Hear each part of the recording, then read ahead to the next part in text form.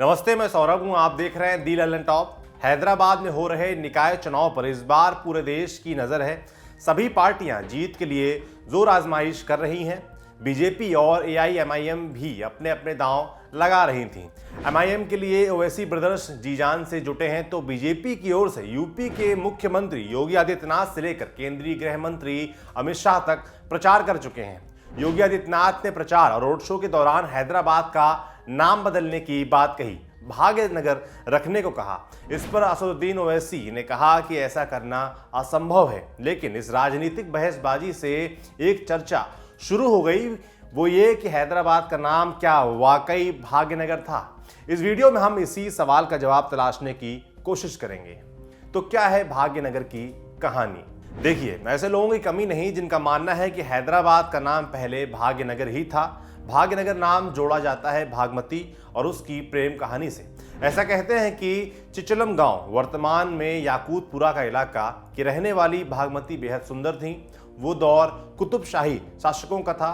शहजादे कुली कुतुब शाह कवि मिजाज के थे, अक्सर नदी किनारों और बागों में वक्त गुजारा करते थे। ऐसे ही एक दिन मूसी नदी के किनारे कुली कुतुब शाह ने भागमती को देखा। माना जाता है कि भागमती बंजारा समुदाय से थीं। नाच गाकर, खेल दिखाकर कबीला पेट भरता था। शहजादे और भागमती के बीच प्रेम हो गया।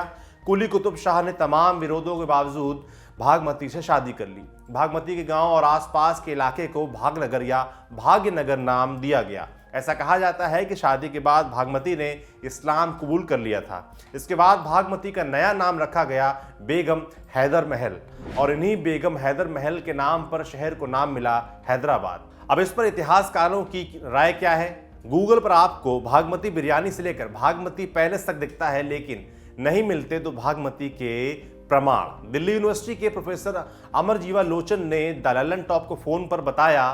बोले, वहां एक मंदिर है, भाग्यलक्ष्मी मंदिर। वैसे तो ऐसे उदाहरण नहीं है जिसमें राजा की पत्नी के नाम से मंदिर बना हो।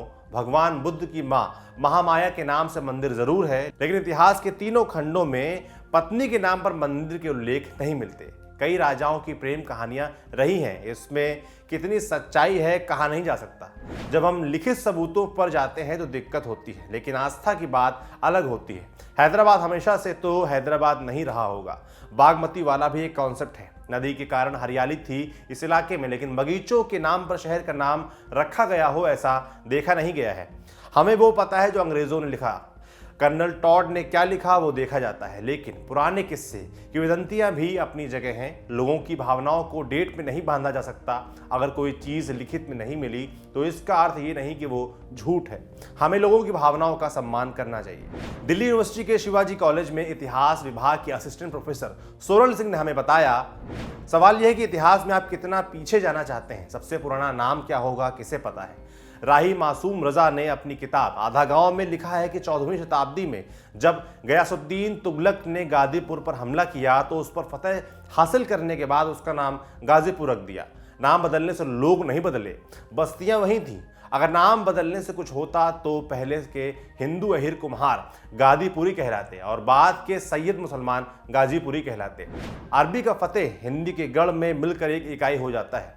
अगर अली को गढ़ से, दिलदार को नगर से और फतेह को पुर से अलग कर दिया तो बस्तियां वीरान हो जाएंगी, और इमाम को अगर बाड़े से अलग कर दिया गया तो फिर मुहर्रम कैसे होगा?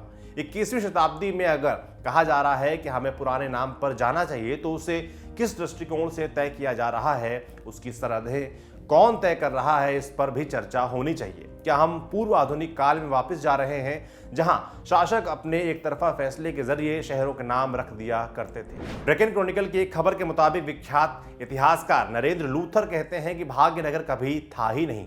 शहर का नाम भागनगर था, जिसका उल्लेख 1591 के आसपास मिलता है। बाद में इसका नाम हैदराबाद किया गया, जिसे आज तक इस्तेमाल किया जाता है। तो हकीकत यह है कि कोई नहीं जानता कि क्या वाकई हैदराबाद हैदर महल के नाम पर ही रखा गया था। भाग्यनगर की कहानी सच है कि मिथक? भागमती वाकई थीं या फिर किस्से कहानियों को महज कोई पात्र थीं?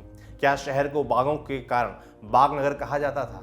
सवाल तमाम है, लेकिन जवाब इतिहास में इतने गहरे से दफन है कि उसे जानने के लिए किसी टोनी स्टार्क को सचमुच की टाइम मशीन बनानी पड़ेगी, तब इसका जवाब मिलेगा।